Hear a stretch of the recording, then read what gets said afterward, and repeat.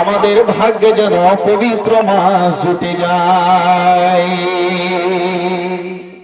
6 মাস সাহাবীরা তারা চিন্তিত থাকতেন, আল্লাহ রমজান শেষ হয়ে গেল, পেলাম, আল্লাহ আমল কবুল হলো কি হলো না, নামাজ পড়লাম, তাহাজ্জুদ পড়লাম, তারাবি পড়লাম, ইফতার করলাম, কোরআন তেলাওয়াত করলাম, শবে কদরের রাত আল্লাহ তোমার জন্য জেগেছিলাম।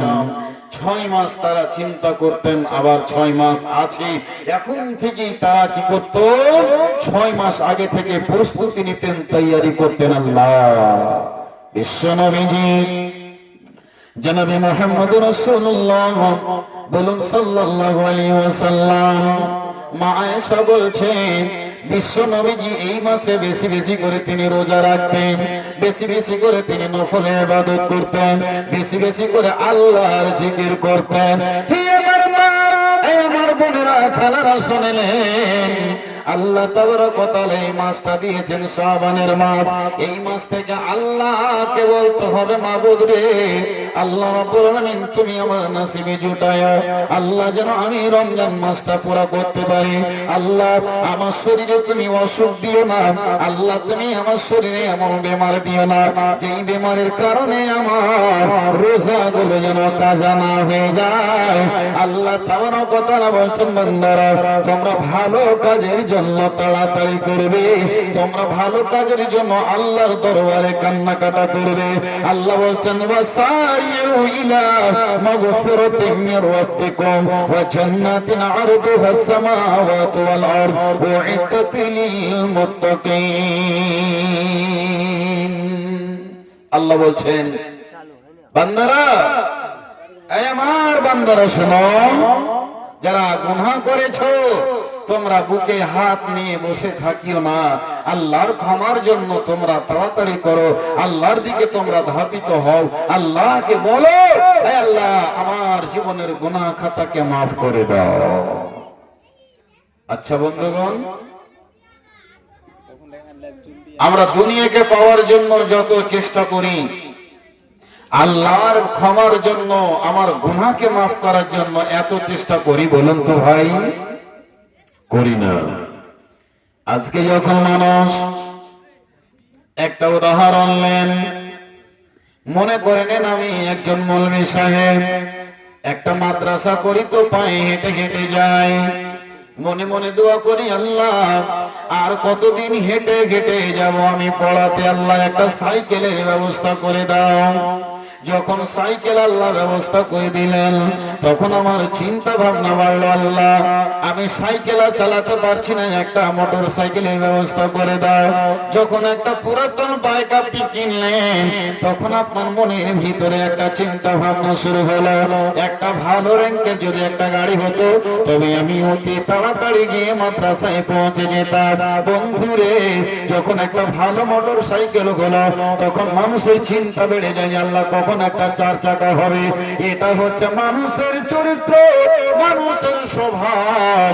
ভাই আমার, বন্ধু আমার, যখন একজন মানুষ বিজনেস করে, তখন তার মনে হয়, ওগো আল্লাহ রব্বুল আলামিন, আমাকে তুমি ধন দাও, আমি আর ছোট দোকান চালাতে চাই না, আল্লাহ তুমি আমাকে একটা হোলসেলার বা দোকানের ব্যবস্থা করে দাও।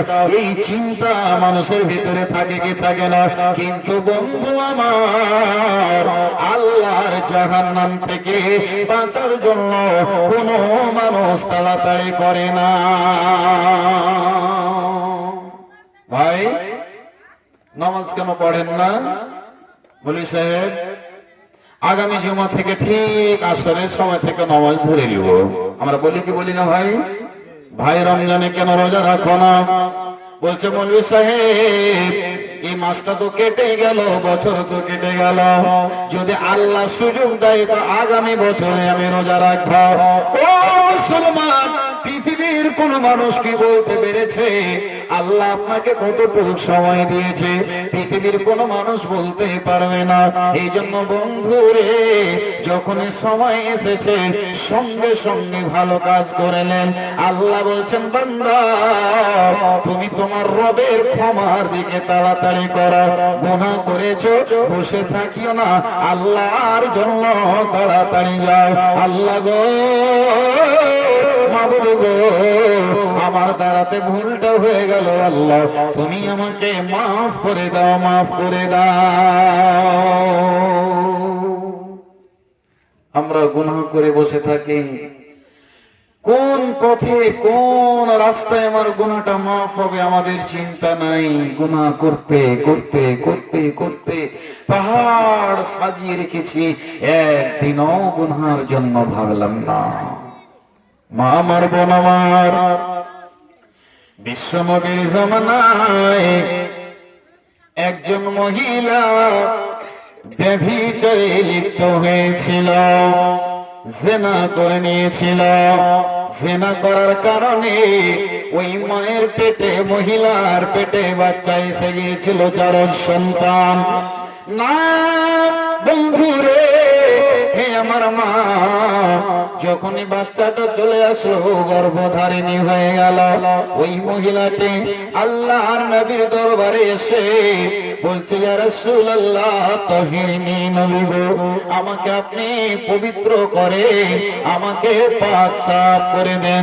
নবীজি বললেন, ওরে আল্লাহর বান্দে শোনো, তোমার পেটে বাচ্চা আছে, তোমাকে মারা হবে না, তোমাকে তোমার প্রতি কোড়া লাগা হবে না।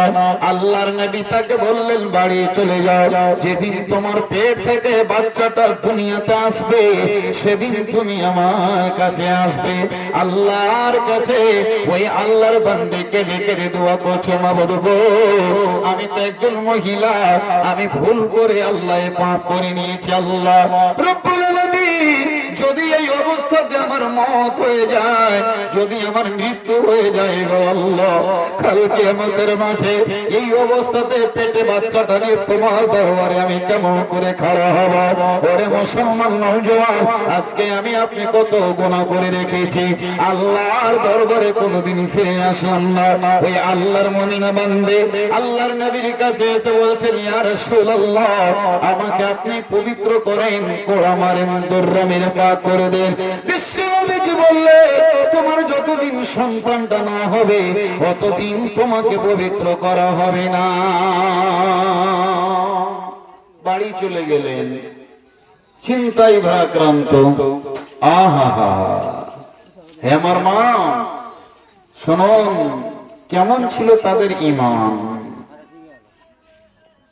যখনই মহিলাটি বাড়ি গেলেন, একদিন গেল, সপ্তাহ গেল, মাস গেল, যখনই বাচ্চাটা দুনিয়াতে ভূমিষ্ঠ হয়েছে, সঙ্গে সঙ্গে ওই রক্ত মাখা, ওই তার ছেঁড়া কাপড় চোপড়ে বাচ্চাটাকে নিয়ে দয়ার নবীর কাছে এসে হাজির। একবার বলুন সুবহানাল্লাহ।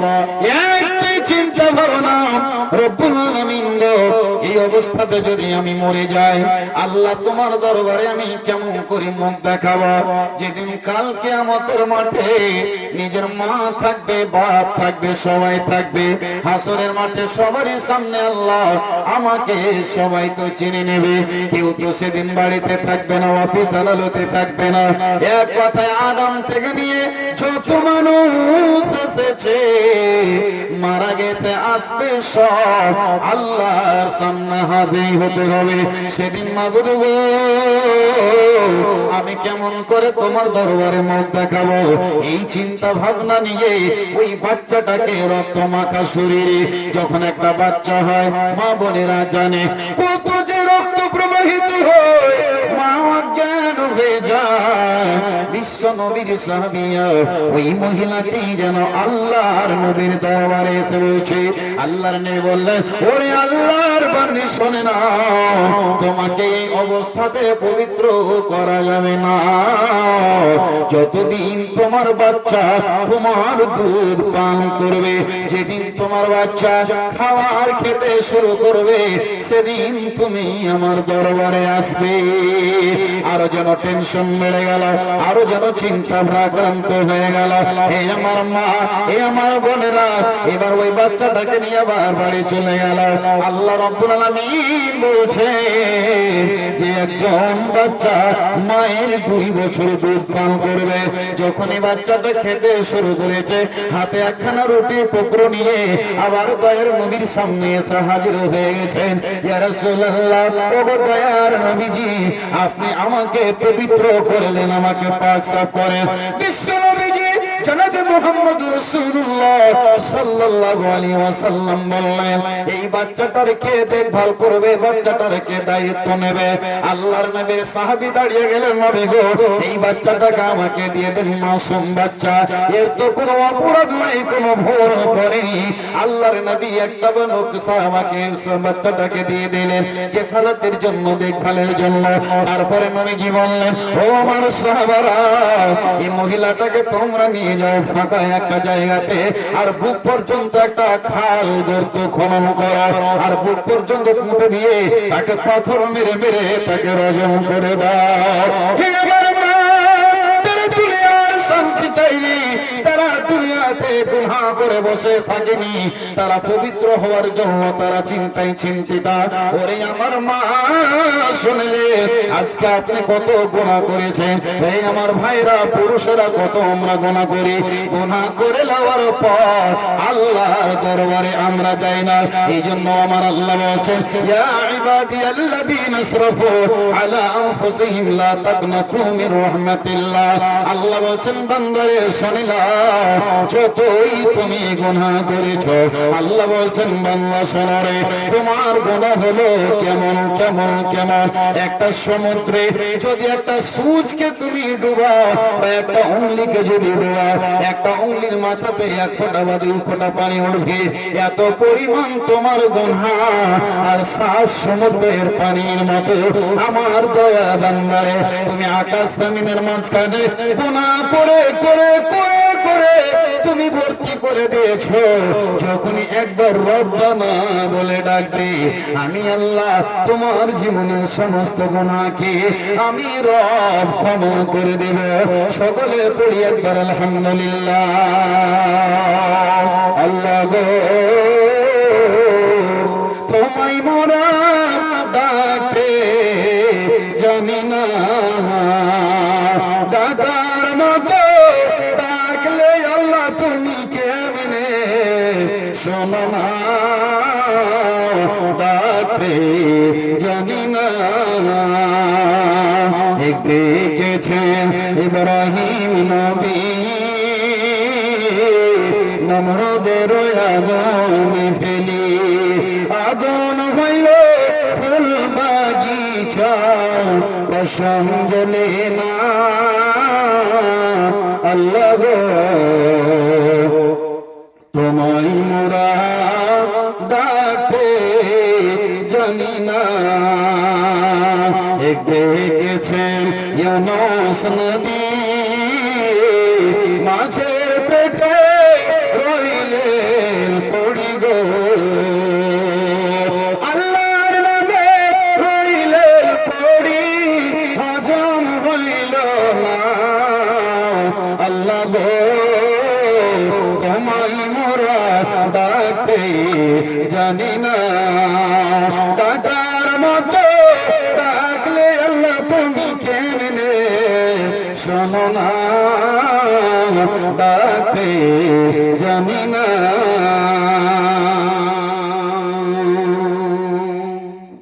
আল্লাহ বলছেন, বান্দা গুনাহ করেছো, আমার কাছে এসো, আমি আল্লাহ তোমার গুনাহকে মাফ করে দেব। রব্বুল আলামিনের নবী, দয়ার নবী, মায়ার নবী, ইয়তীমের বন্ধু বিশ্ব নবীজি বলছেন, উম্মত তোমরা ভালো ভালো আমল করে নাও। কেন?